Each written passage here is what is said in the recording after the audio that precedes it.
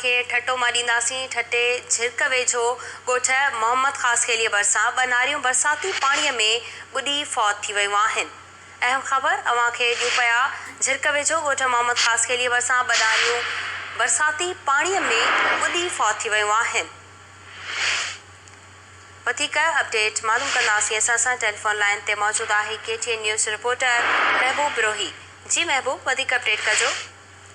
जी सबा ठटे जे झिरक वारे इलाइक़े में अफ़सोसनाक वाक़ियो पेश आयो है। झिरक जे चुल साइड जो ॻोठ है मोहम्मद ख़ास खेली, उन ॻोठ जे भरिसां जाबुल इलाइक़े में जेके बरसाती खॾा ठहियल आहिनि, बरसाती पाणी हुन में बीठो, मां पाणी भरींदे ॿ नारियूं ॿुॾी वियूं आहिनि, जंहिंमें 25 वरनि जी हिकु शादीशुदा औरत आहे नाज़ा ज़ाल अनवर ख़ास खेली, उहा ॿुॾी वई ऐं हुन सां गॾोगॾु 12 वरनि जी शमा धीअ अब्दुरज़ाक ख़ास खेली, उहा ॿुॾी वई। ॿिन्ही जे ॿुॾनि जी इतलाह ते ॻोठाण पहुची संदन लाश कढी वरिता आहिनि। बरसाति पवण खां पोइ जाबुल इलाइक़े में इहे जेके खॾा जेके जाबुल इलाइक़े मां मिटी खणनि जेके सबबु पइजी विया हुआ, खामा थिया हुआ, उन्हनि में पाणी बीहजी वियो, जितां पाणी भरींदे ॿई जेके नारियूं आहिनि उहे ॿुॾी फौत थी वियूं आहिनि। विस्वात नाज़ा जेका हिकु ॿार जी माउ आहे ऐं 12 वरनि जी शमा, उन्हनि जा लाश कढिया विया आहिनि। अफ़सोसनाक वाक़ियो पेश आयो आहे।